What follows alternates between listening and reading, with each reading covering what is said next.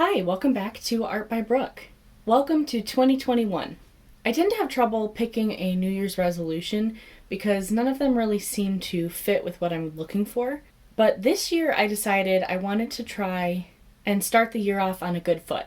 I know I have a ton of paint that's laying around that just needs to be finished off so I can make room for new paints and make room for trying out new techniques. So this is going to be a large paint pour on a 16 by 20 inch canvas, and I actually can't even use my normal setup because the canvas is too large, so that's why you're at slightly a weird angle.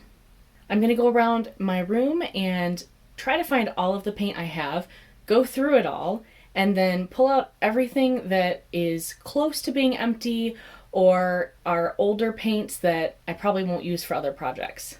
I will be right back and we will see what I found.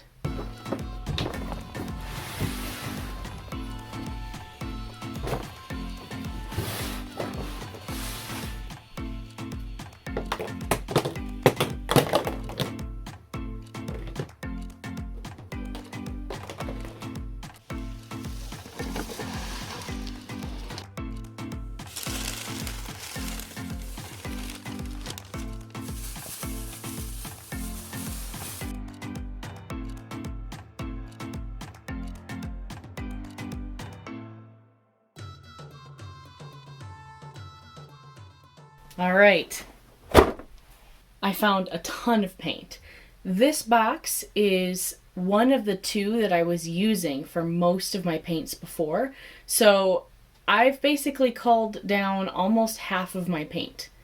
I would say if you count all the paint that's kind of outside of the boxes and has just been kind of floating around the room, this is probably only about a third. But still, this will be really nice to use up and get rid of. And I think there's a really good balance of warm and cool colors, so I think it should make for a pretty cool painting. Now comes the hard task that might take a while, is mixing all of these with Floetrol and getting them to the right consistency. Most of them are pretty low, so I'll probably be mixing them in their tubes and then just pouring straight from that. I think the mixing part is probably going to be really boring and take a really long time, so I will be back in, for you, just a moment, and then we will do the painting. And we are back. That actually took a whole lot longer than I expected. This is actually the next day, so I'm finally getting around to filming the rest of this video. I have over 50 colors that I mixed. That's a lot more than I realized I had. There's actually even more bottles than that, but I have some repeat colors, or maybe just one or two. So I think I'm going to do a double puddle pour, where one side has a lighter background and one side has a darker background. And I want to do a rainbow pour because I have enough colors that that'll work. And I think because if you do a puddle pour, the colors on the outside, the ones that you've poured first, tend to get poured off. So what I'll do is I'll start on one side going in the rainbow order, and on the other side I'll go in reverse order, so that even if some gets poured off, you have both colors kind of on the canvas. That's kind of what's going through my head. I guess we will see if that's how it works out. Something I wanted to mention is in this paint pour, there's a high chance that I'll get some clumps because a lot of these paints are older. I did toss out some that were just way too old, too dried out, but I kept some that were a little dubious because they seemed like a pretty good mix. Also, my Floetrol was getting to the end of it. I didn't have anything to filter it with, so that was a little lumpy as well. So we're kind of exploring with this painting, but I think that's kind of in the spirit of it anyway.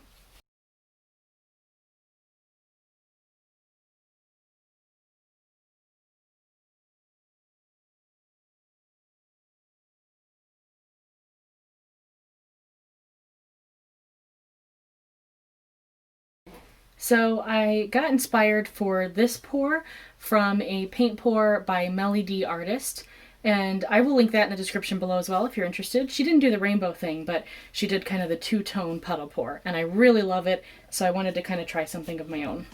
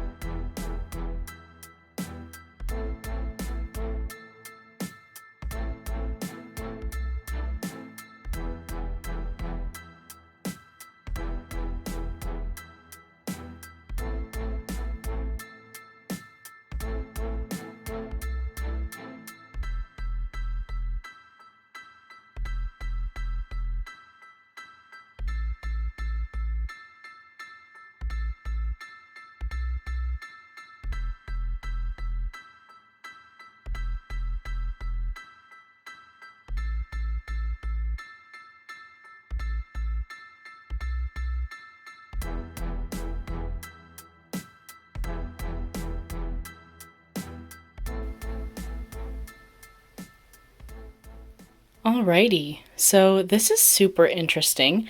I was really worried about putting too much paint down and accidentally just didn't do enough. So I wasn't able to stretch it like I was thinking I would. I also ran into the problem of, since I mixed the Floetrol in the bottles, some of my heavier body paints did not get enough Floetrol. So there were several areas that thicker paint stopped thinner paint from moving or got in the way of certain other colors.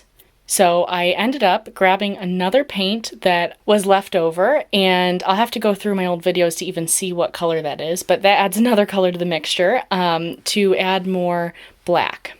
I'm not sure exactly how I feel about this. I think it's a really cool experiment, and I'll probably have to see how it dries to see if I'm going to keep it or not. But I do like all the movement in it. So since this is a puddle pour, it's probably not going to change that much, so let's go ahead and just take a closer look now.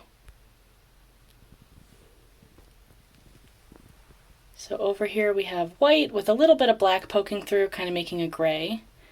I'll actually show you the side here. This is the one where I went kind of in order with the colors. And it has the white background.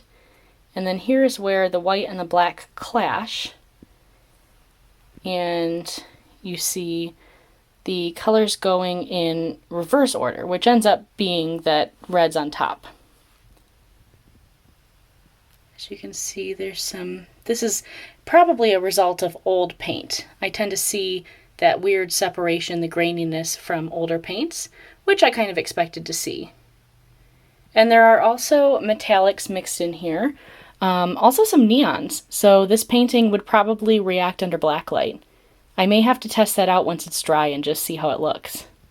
And then over here with the black, I have multiple different kinds of black in here.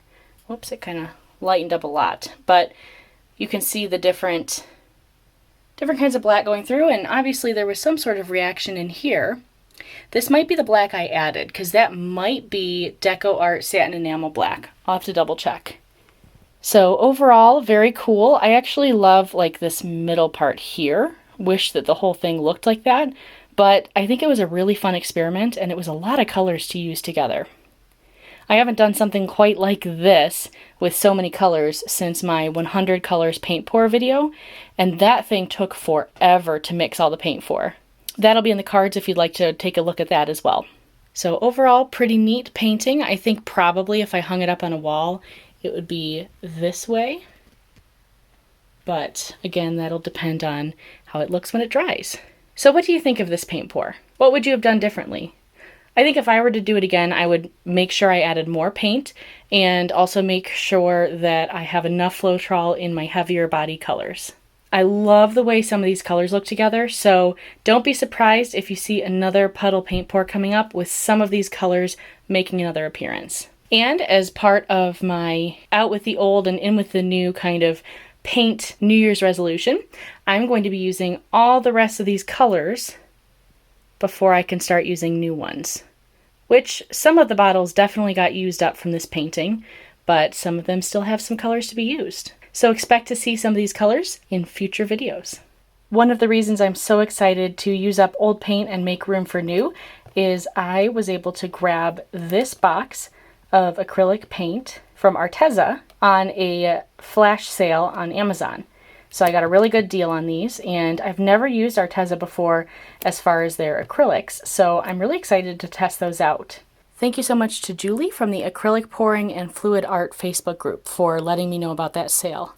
Don't forget to give this video a thumbs up if you enjoyed it, and please share it with your friends. Don't forget to subscribe if you haven't already, and click the bell so you get a notification every time I post a new video. Thank you so much for watching, and I hope you have a great day. So real quick, I just noticed that this little guy reminds me a lot of a crab. If you're still watching, comment down below if you think he looks like a crab too. Bye!